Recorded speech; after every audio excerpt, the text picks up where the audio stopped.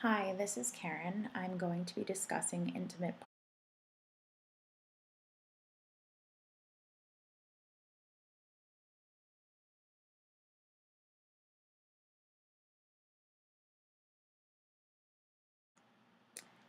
So, this is why I stayed. Hashtag why I stayed.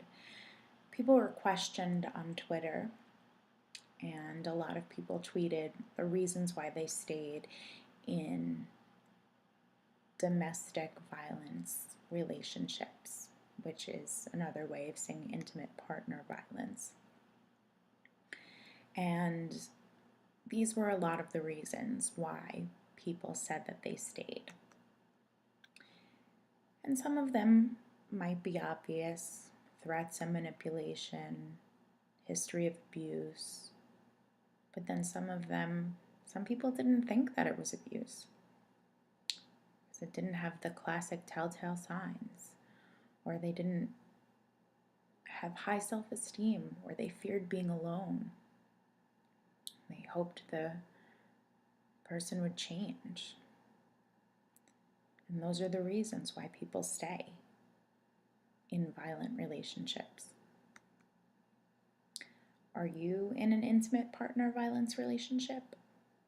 How do you know if you are? Well, 24% of women are considered to be in IPV relationships, and over 13% of men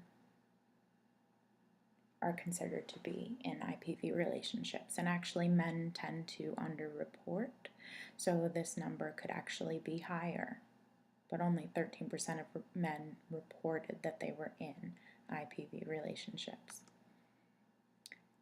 And the thing about domestic violence is that it can affect anyone, regardless of race, gender, socioeconomic class, sexuality. Doesn't matter. It can affect.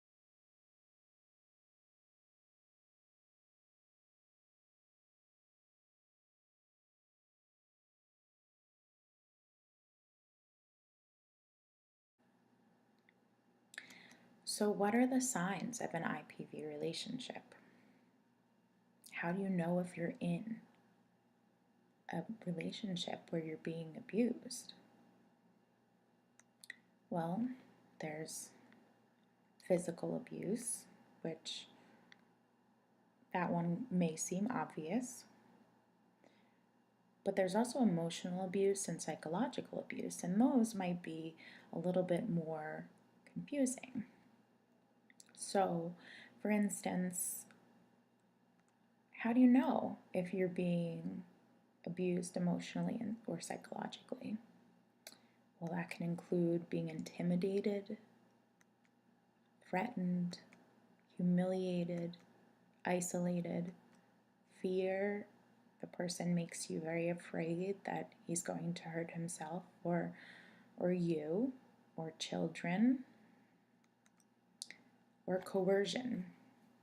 So, for instance, if your partner constantly berates you and puts you down and makes you feel like you're less than nothing and calls you names, you could be in an IPV relationship. If your partner threatens you, threatens to hurt you, hurt him or herself, you could be in an IPV relationship. If you're isolated from your family and from your friends, that could be a sign that you're in an.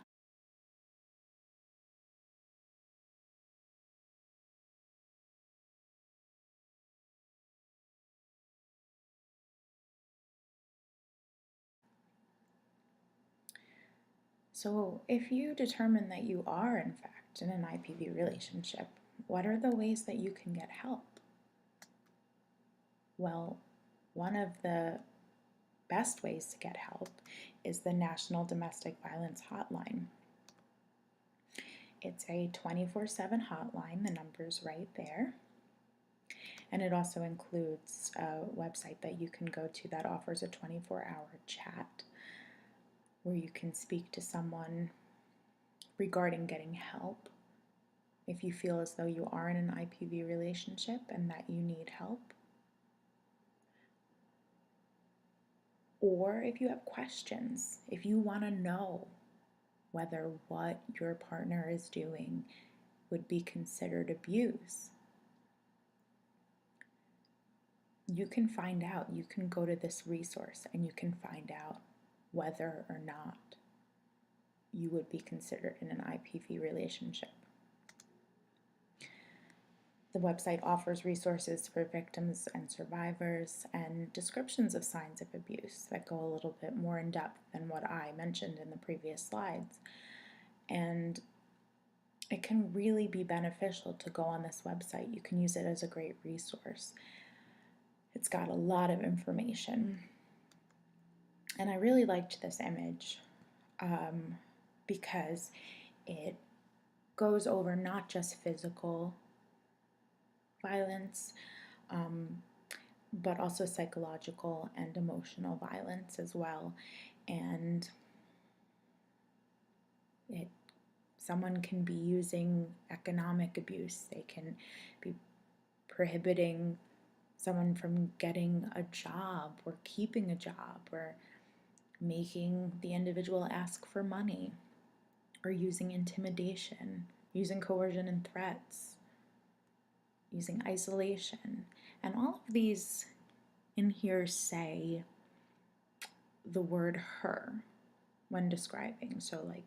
So for instance, preventing her from getting or keeping a job. But that can also be easily changed to him, because men are also capable of being abused, and it's not something that we should overlook, because like the previous slide said, over 13% of men report being abused. So that number could actually be higher. And it doesn't matter whether a relationship is between a man and a woman, or two men, or two women.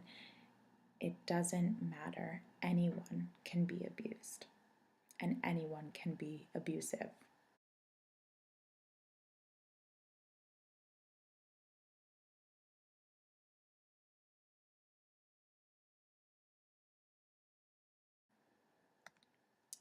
So now, are you ready to get help if you feel that you're in an IPV relationship? Well, the Domestic Abuse Hotline can offer information on local shelters, where you can get counseling, how you can plan getting safe, how you can leave this person without experiencing issues for yourself or for your children, so that you are safe. And it also offers legal help, because sometimes if you're married, or if you share property, or if you share custody of children, it's very difficult to escape from an abusive relationship. And then down the line, once you have gotten away from this unhealthy relationship, there are other resources. There are self-help books that you can read. There's one called Abused Men, The Hidden Side of Domestic Violence by Philip W. Cook, and that one goes over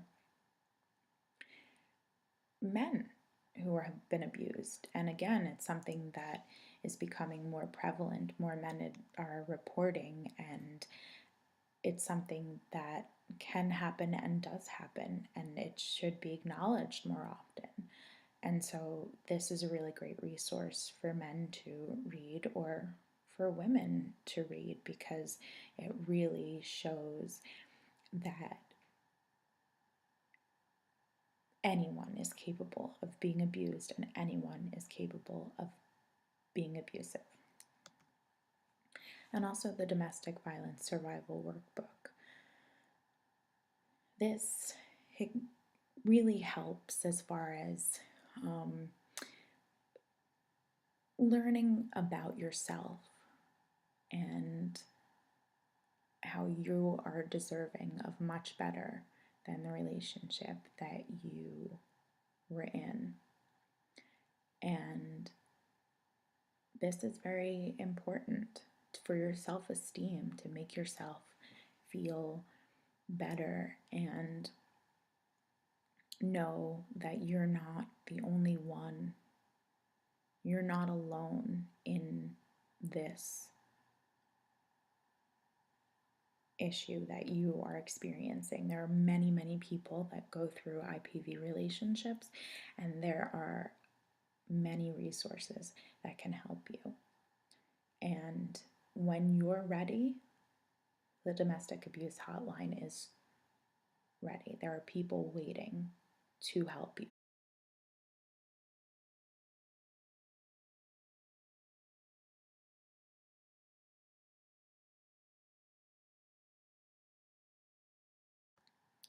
And then this is a list of the references.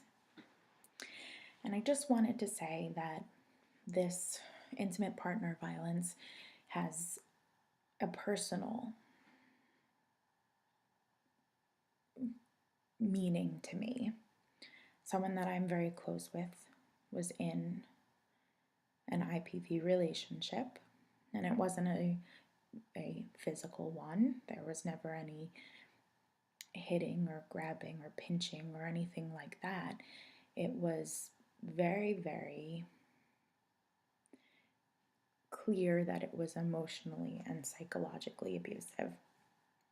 And as an outsider, I saw it and wanted to help in some way that I could, and I wasn't able to.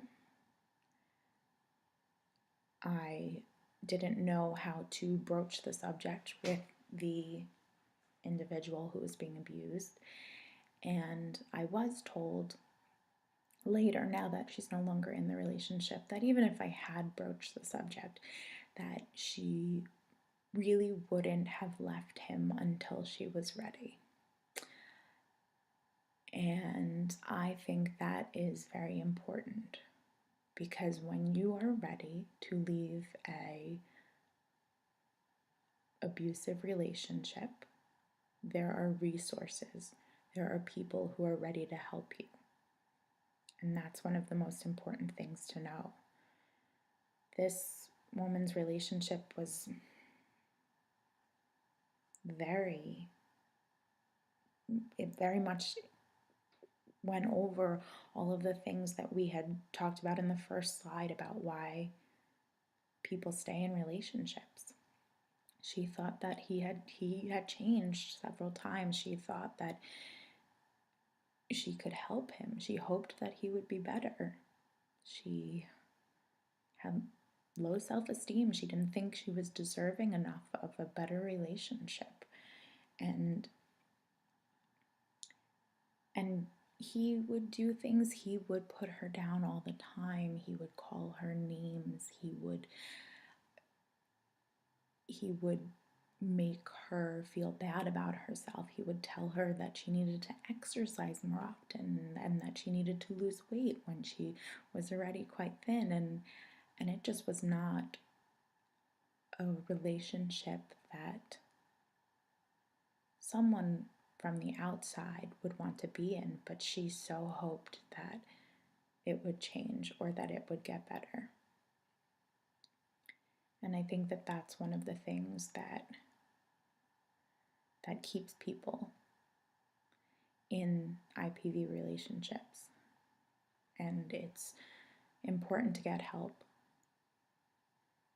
And there are resources and there are ways that help is there. So when you're ready, if you're in an IPV relationship, just know that there are people that are ready to help you get out of that relationship.